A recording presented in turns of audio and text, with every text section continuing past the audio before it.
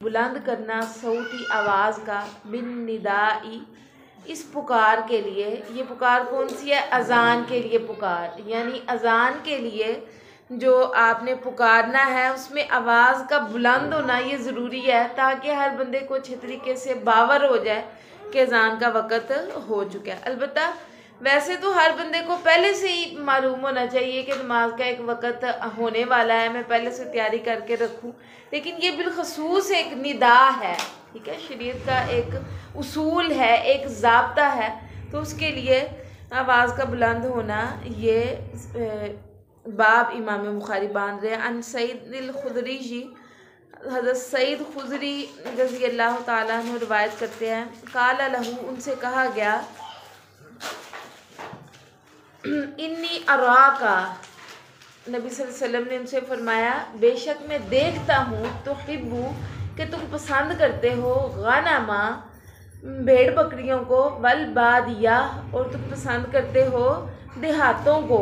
फ़इदा कुंता, जब तुम हो, फ़ी गनमी का, अपनी भेड़ बकरियों के अंदर, औ बादियाती का,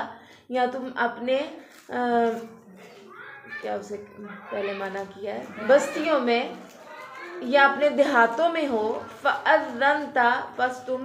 पुकारो, बिस्सलाती, नमाज के लिए, फ़रफ़ा, बस जो तुम पुकार रहे हो नमाज के लिए उसमें फ़रफ़ा, बुलंद होनी चाहिए, सौता का, तुम्हारी आवाज़, बिन निदाई, उस पुकार के साथ। नबी सल्लल्लाहु अलैहि वसल्लम फरमा रहे हैं कि ऐसा नहीं है कि अगर कोई बंदा जंगल में चला गया है या कोई बंदा अकेला अपनी भेड़ बकरियों को लेके कहीं चला गया है तो क्या है कि वो समझे कि यहाँ ज़्यादा आबादी नहीं है, तो मैं क्या करता हूँ, मैं ऐसे ही नमाज़ पढ़ लेता हूँ, ठीक है। वहाँ पे भी अगर 2 बंदे 4 बंदे इकट्ठे हैं तो उन्हें चाहिए कि पहले अज़ान कहें, फिर तकबीर कहें, फिर जमात करवा के नमाज अदा करें, ठीक है। तो फ़इन्नहु, और उस अज़ान के लिए उसकी पुकार ये ऊंची होनी चाहिए। अब वो अगर बंदा अकेला भी है ना तो उसे चाहिए कि वो अज़ान कहे, तकबीर कहे और वो नमाज पढ़े। क्यों? वो अकेला तो वो अकेला है,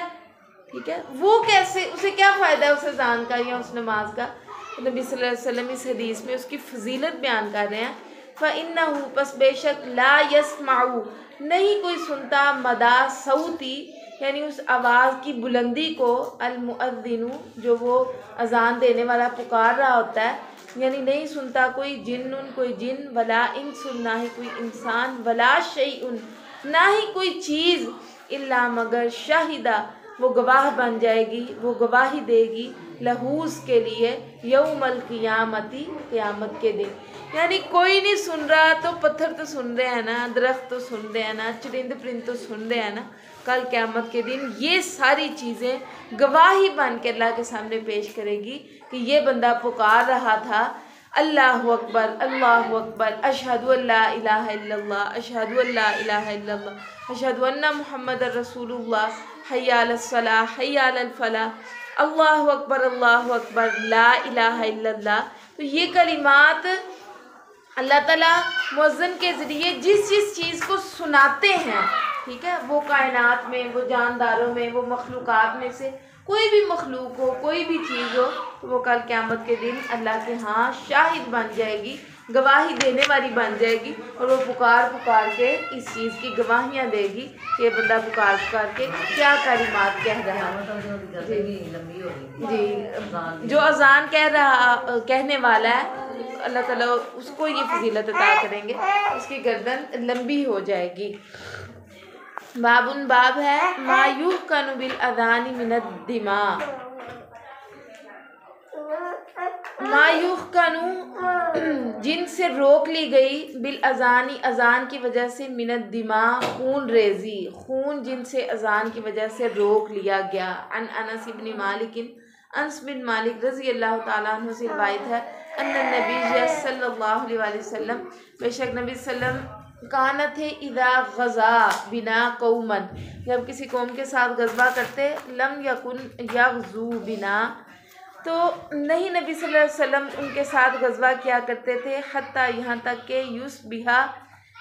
सुबह होती, वयंजुरु, और आप देखते, यानी पहले आप अंदाज़ा लगाते, रात वहाँ पे गुजारते और अंदाज़ा लगाते, सुनते, वहाँ सुबह के वक़्त फ़इन सामिया अगर सुनाई देती अज़ानन कोई अज़ान कफ़ान हम उनसे अपने आप को अपने हथियारों को अपने औज़ारों को रोक लेते। फ़इल्लम यस्मा अज़ानन और जब नहीं सुनते थे अज़ान जिन इलाक़ों में अगार अलैहिम तो उनके ऊपर हमलावर हो जाते थे। मुसलमानों और काफ़रों में बिलखसूस अज़ान के हवाले से ये तयन है कि ये इलाके मुसलमानों के हैं, जहाँ पे अज़ान नहीं होती वो इलाके काफ़रों के। नबी सल्लल्लाहु अलैहि वसल्लम अपने आखिरी अय्याम में अपने आखिरी यानी हालात में जब इस्लाम का एक दौरा था, हर चीज़ वाज़े हो गई, जिहाद वाज़े हो गया, लोगों के साथ दावत और तबलीग वाज़े हो गई। अल्लाह के नबी ने खतूत के ज़रिए कैसर किसरा रूम ईरान हर जगह पे खतूत भेजे, दावत दी इस्लाम की। फरमाया कि अस्लिम तस्लम इस्लाम कबूल कर लो, सलामती में आ जाओगे, तुम्हारे ऊपर मेरे हाथ रुक जाएंगे। यानी वाज़े ऐलान कर दिया, हर जगह पे बुला दिया, पुकार दिया, दावत अपनी पहुंचा दी। उसके बाद फिर नबी सल्लल्लाहु अलैहि वसल्लम ने एलानिया जिहाद किया है और काफिरों को मिलिया मेट कर दिया। अल्लाह के हाकिम ने फिर वाज़े अहकाम जारी फरमा दिए ना, जब वो दावत वाले वो हिकमत इख्तियार करने वाले सारे मामला ख़त्म हो गए, यानी इस्लाम की पस्तियों वाला दौर ख़त्म हो गया। अब आपने क्या करना है, इस्लाम की सरबुलंदी के लिए इनके खिलाफ एलानिया जिहाद करें। ठीक है, ऐसी ऐसी आयात नाज़िल फरमाई जिनके अंदर फरमाया कि इनके पोर पोर काट डालो, काफिरों से अपने इलाकों अपनी बस्तियों को खाली कर दो, आज़ाद कर दो, पूरा खित्ता इस्लाम का गहवारा होना चाहिए। तो तब नबी सल्लल्लाहु अलैहि वसल्लम जब जिहाद किया करते थे ना, तो नबी सल्लल्लाहु अलैहि वसल्लम ने ऐसे जिहाद किया कि इलाके के अंदर पूरी पूरी बस्तियों के ऊपर हमला किया। और देखते अगर वहाँ पे अजानों की आवाज़ें आ रही होती, फिर अल्लाह के नबी वहाँ पे हमला नहीं किया करते। फिर जब अल्लाह के नबी देखते कि अजानों की आवाज़ें इन इलाकों में नहीं आ रही हैं, यानी यहाँ पे काफिर हैं, उनके ऊपर हमलावर होते। आज देखिए हमारे मामला, अजानें हो रही हैं, हमें पता ही नहीं है, नमाजों के ख्यालात ही नहीं। कितने घर हैं जो बेनमाज हैं और कितने घर हैं जिनके अंदर एक नमाजी है, दो नमाजी हैं, तीन नमाजी हैं। ठीक है, सारे आपको नमाजी कम गिराने ऐसे मिलेंगे जिनके अंदर सारे सारे नमाजी। नबी सल्लल्लाहु अलैहि वसल्लम ने इरशाद फरमाया कि मेरा दिल चाहता है कि मैं बिलाल को अजान कहने के लिए कहूँ, उसके बाद तकबीर कही जाए, उसके बाद मुअज्जिन खड़ा हो जाए अजान के लिए, नमाज के लिए सफ बंदी कर दी जाए और मैं उन इलाकों की तरफ जाऊँ, वो लोग जो नमाज के लिए नहीं आए हैं, मैं आग जला के उनके घरों को तबाह बर्बाद कर दूँ। इतनी नमाज की अहमियत, नमाज के लिए पुकारा जा रहा है, बुलाया जा रहा है, इतनी फजीलतें दी गई हैं। आओ नमाज के लिए, आओ कामयाबी के लिए, दुनिया ये इधर ही रह जानी है, आखिरत के लिए कुछ इकट्ठा कर लो, कुछ ज़हीरा कर लो आखिरत के लिए। यानी पुकार पुकार के मुअज्जिन क्या कह रहा है, तुम दुनिया में जितनी मर्जी अपनी वाह वाह करवा लो, जितने मर्जी तकब्बुर दिखा लो, बड़े बन जाओ, वो ज़ात सबसे बड़ी है, वो ज़ात सबसे अजीम है, उसके आगे सजदे रेज़ हो, उसके सामने आओ, तुम्हारा किबर ख़त्म हो, अल्लाह की किबरियाई और अज़मत का इजहार करो, वो अल्लाह सबसे बड़ा है, गवाही दो। अच्छा, सितम वाली बात यह है कि हमें ये भी नहीं पता कि अज़ान की कलिमात में कहा क्या जा रहा है, हमसे पुकारा क्या जा रहा है। ये एक दफ़ा आपको बात बताई कि एक शादी पे मैं गई, एक दुल्हन को दुआ दी है, पास खड़ी औरतें कह रही हैं तुसी क्यों कुरान पढ़ देते, यानी हमें पता ही नहीं है कि ये दुआया कोई कलिमात हैं जो हम उसको कह रहे हैं, बस अरबी ज़बान में कह रहे हैं, और हर अरबी ज़बान का लफ्ज़ ये कुरान का हिस्सा नहीं है। यानी हमने अपनी ज़िंदगी के अंदर ये दुआएं, ये मामलात, ये चीज़ें अपनाई नहीं है। ये शरीयत का एक असूल है ना कि अगर अब आज़ान कहनी है तो अरबी में कही जाए, जैसे अल्लाह ने फरमाया या अल्लाह के नबी ने करके दिखलाया। अब नमाज पढ़ने वाला कोई बंदा कहे कि मैं उर्दू में नमाज वाला वो सारा तर्जुमा पढ़ लेता हूँ, मेरे लिए यही काफ़ी है, मैं नहीं अरबी पढ़ सकता, तो नहीं, उसे अरबी सीखनी पढ़नी है, उसे वो कलिमात, वो दुआएं याद करनी पढ़नी है जो अल्लाह के नबी सल्लल्लाहु अलैहि वसल्लम ने तरीका सिखलाया और बतलाया। तो अगर हमारे लिए अज़ान की पुकार की जा रही है तो हमें कम से कम इतना तो पता हो कि अज़ान में हमसे पुकारा क्या जा रहा है। ठीक है, मौज़िन हमसे क्या कह रहा है। फिर अगली बात यह है कि पुकारने वाला पुकार ही जा रहा है, हम फिर भी अपने कामों में महव है, मशगूल है।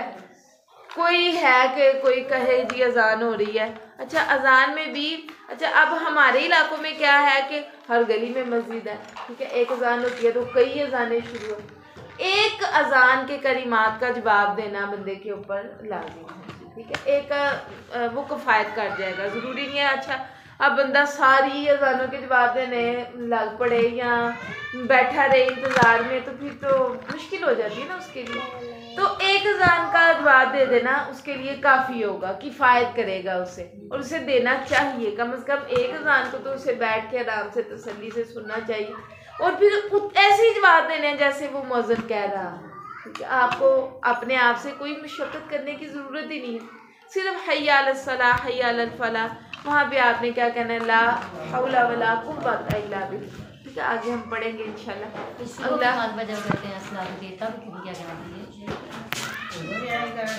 यही कहना चाहिए, अच्छी हो ऐसा भाई मैं कह रही हूँ ना, आप अपनी कोई मसला नहीं है, लेकिन आप अपनी एक अजान का वो अपना मैं नमाज अगर मैं पढ़ रही हूँ ना, मैं नमाज पढ़ रही हूँ, जब किसी कहा मेरे को ऑटोमेटिकली मुंह से निकल ही जाता है। ये गैर इरादी एक चीज होती है, लेकिन नहीं करना चाहिए ना अपना